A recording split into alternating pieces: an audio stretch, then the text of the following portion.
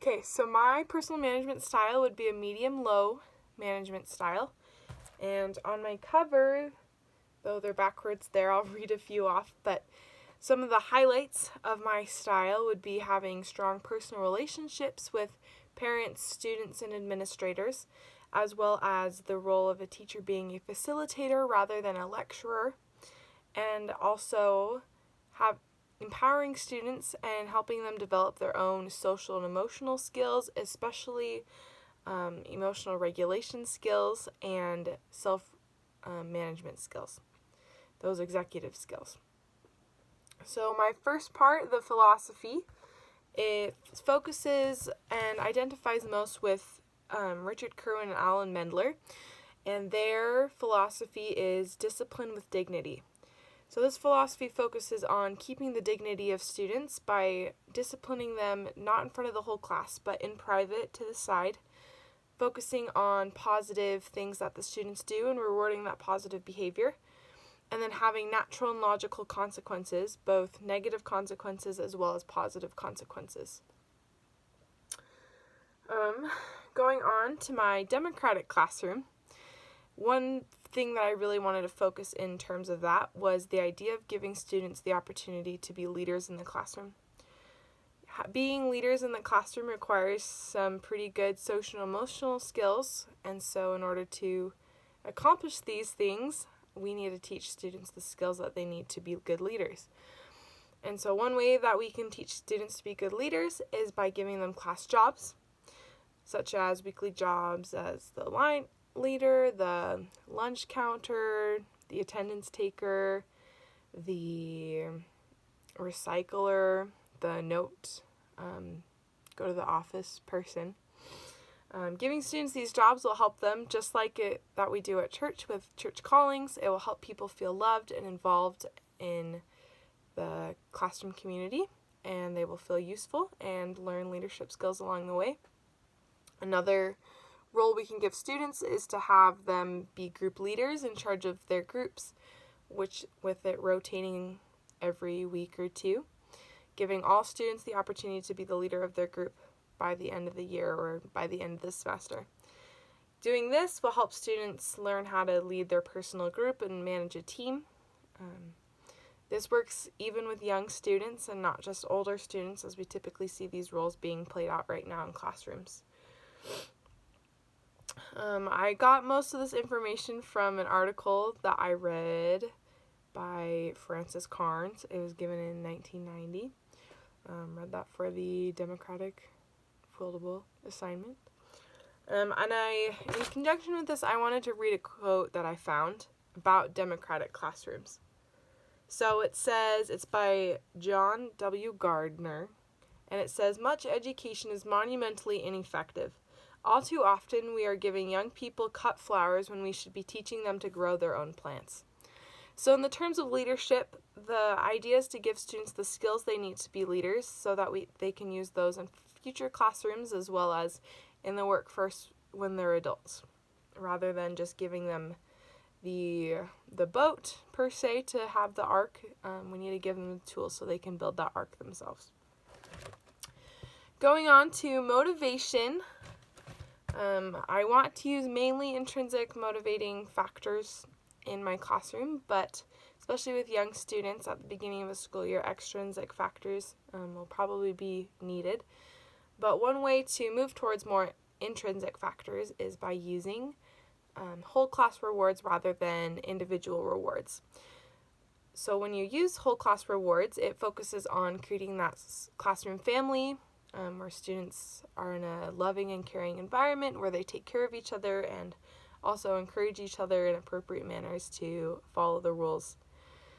Again, when we teach students the communication skills necessary to carry this out, they can learn to self-regulate themselves and their friends rather than needing the teacher to monitor them and micromanage them as teachers might feel they need to do.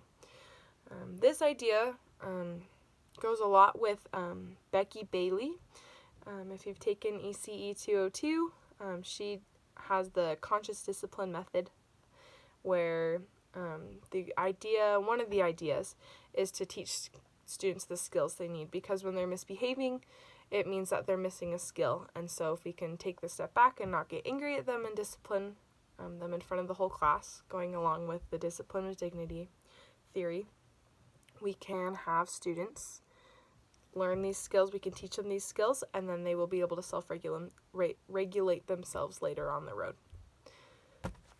Moving on to, I skipped rules and procedures, so we'll go to that really quickly, and prevention. So for rules and procedures, one thing I really wanted to focus on with this is having the teacher model and remodel and model some more the procedures that students need to follow in the classroom, especially if they're younger students. This can easily be done with humor and used in the appropriate way, like we talked about in class. But humor is a really, really good teacher in teaching what students should and shouldn't do, and helps them feel more happy about these rules and procedures they need to follow, rather than feel like they're being forced to follow something. Going on to prevention, one thing that we can do to develop positive relationships with students is to first get to know their names as soon as possible. If the district supplies you with pictures of the students, try to learn their names before they enter your classroom. But with all the switching around in the last few days before school, sometimes that isn't possible. But if possible, learn students' names as soon as the first day. Another thing is to try all the time to learn things about students' lives outside of school. What their family is like, what their family dynamic is, how many siblings they have, what their parents do for work, does their mom stay at home, as well as hobbies they have. So, basketball, music, singing, things like that. Because when students, again, creating this classroom environment of this caring community where they feel loved and accepted and wanted and needed in the classroom, when we learn things about the students and continue to catch up on those things and to re-ask them, how was your soccer game last weekend? Because I know you had one last weekend. Students will feel so much more loved and that their teacher cares about them. And when students feel that their teacher cares about them, they will do much better in the classroom, because they will feel like someone wants them to succeed. Because oftentimes kids don't get that at home, and so if we as teachers don't communicate that clearly enough to students, even if sometimes we think we are, we can often do a lot better at communicating that we want our students to succeed and be successful in the classroom. So if we have students feel that way in our classroom, then they will feel more motivated to learn and to grow and to stretch further than they might be on their own. So going to interventions, an example of a mild intervention would be if a student is talking during instruction, maybe to another student, or just talking out loud, as students sometimes do. But a really easy way to use a mild intervention is to just use their names in an example that you're using in the class, or directly ask them a question. So both of these ideas go along with Kerwin and Medler's discipline with dignity idea, in which it doesn't interrupt the flow of the class and it keeps their dignity, but it still shows the students that you're very aware that they were talking or that is unacceptable, and it encourages them just to refocus back to the lesson and just move on. Easy peasy.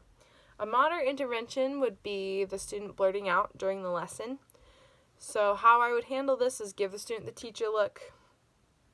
That wasn't a good one, but a good teacher look. And then ignore them blurting out and praise them for when they do raise their hand or wait to talk to you with an answer that or an idea that they have. And so then afterwards you would pull them aside and have a quick conference with the student and just remind them of your expectation that they need to raise their hand to talk during in-class instruction. So again, that's teaching them the skill and giving them a logical consequence of just reminding them and rewarding that positive behavior. A chronic example would be the student who constantly tattles.